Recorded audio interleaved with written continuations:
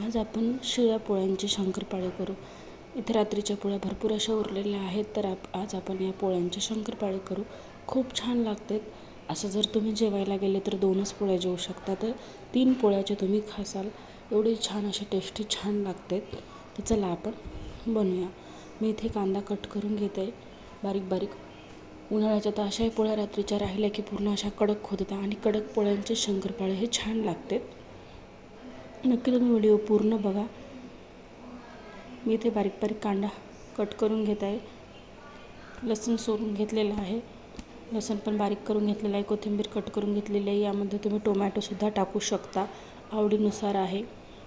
इथे मी तेल तापवायला ठेवलं, त्यामध्ये कांदा घालू. आता आपण तेल गरम झालेलं आहे बघा. एक वेळेस नक्की तुम्ही बनवून बघा, खूप छान लागतील. माझे व्हिडिओ आवडत असतील तर लाईक, शेअर, सबस्क्राईब करा चॅनलला. अशाच तुम्हाला व्हिडिओ बघायला मिळतील.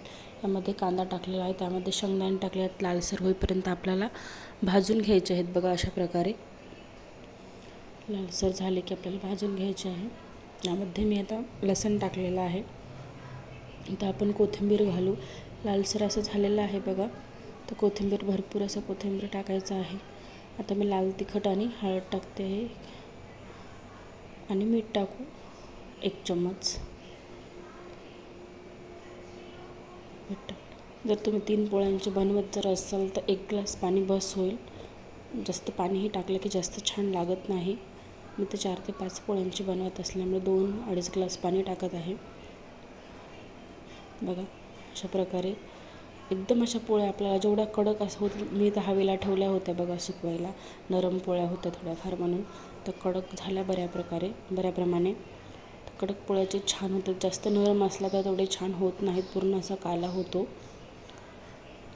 पोळ्या आपल्या मस्त कडक झालेल्या आहेत. आपल्याला पोळ्यांचे किती 4 भाग करायचे, जास्तीत जास्त 4 किंवा 5. जास्त बारीक केलं तर पूर्ण गाळ होऊन जातो, त्यामुळे आपल्याला शक्यतो 4 जरी केलं तरीही चालेल. 4 ते 5 आपल्याला भाग करून घ्यायचे आहेत अशा प्रकारे बघा. खूप छान लागतात. नक्की एक वेळेस तुम्ही करून बघा. तुमच्याकडे काय म्हणतात?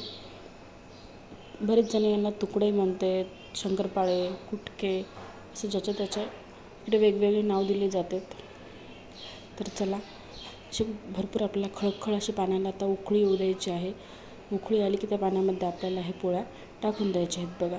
मस्त आपल्या पाणी साधन आलेलं आहे, उकळी आलेली आहे. पाण्यामध्ये मी पोळ्या टाकून दिलेल्या आहेत. 2 ते 3 मिनटामध्ये मस्त असे शिजते. तुम्ही दह्याबरोबर, ताकाबरोबर खाऊ शकता. खूप छान लागतात. याबरोबर ताक पिले की खूप टेस्ट येते छान. किती छान असे झालेले आहेत बघा आपले शंकरपाळे. किती मस्त असे झालेले आहेत.